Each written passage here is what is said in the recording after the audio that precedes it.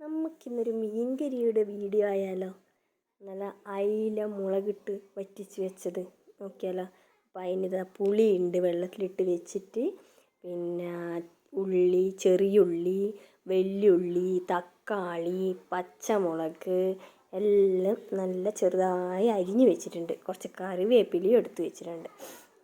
അതിന് വേണ്ടി ഈ ചട്ടിയിൽ നമുക്ക് വെക്കാം. ചട്ടിയിൽ വെച്ച മുളക് അരയ്ക്കുക തന്നെ ഒരു ടേസ്റ്റാണ്.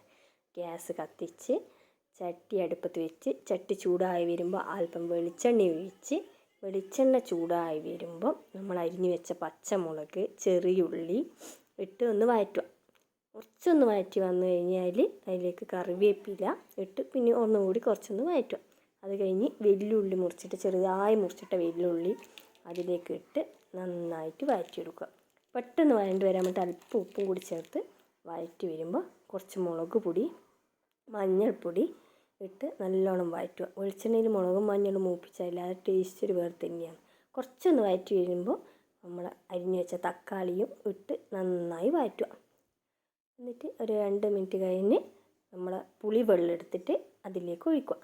പുളിവെള്ളം തിളച്ച് വരുമ്പോൾ കുറച്ച് ഉള്ളിയും തക്കാളിയെല്ലാം ഒന്ന് വെന്ത് വരുമ്പോഴേക്ക് നമുക്കൊരു 5 മിനിറ്റ് ഒന്ന് മൂടി വെക്കുക. അപ്പം നമ്മൾ എല്ലാം വെന്ത് ഉള്ളിയും തക്കാളിയും എല്ലാം കൂടി പിടിച്ച് വെന്ത് വന്ന് അതിലേക്ക് നമ്മൾ മുറിച്ച് വൃത്തിയാക്കി വെച്ച മീനിട്ട്, അതിന് മുമ്പ് നമ്മൾ മീൻ നല്ല വൃത്തിക്ക് കഴുകി വെച്ച മീൻ നല്ല ഉപ്പും മുളകും മഞ്ഞളിട്ട് മസാല പുരട്ടി വെക്കണേ.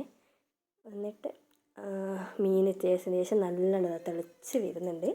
ആ തിളച്ച് വന്നതിലേക്ക് ഒരല്പം വെളിച്ചെണ്ണ, നല്ല പച്ച വെളിച്ചെണ്ണ ഒഴിച്ച് കൊടുക്കുക. എന്നിട്ട് കുറച്ച് ഒരു 5 മിനിറ്റ് അടച്ച് വെച്ച് വേവിപ്പിക്കുക. നമ്മളെ മീൻകറി നല്ല വെന്ത് വരുന്നുണ്ട്, നല്ല സ്മെല്ല് വരുന്നുണ്ട്. എന്താ ഭംഗി കാണാൻ അറിയാം. മുളകിട്ട കറി അത് വേറെ തന്നെ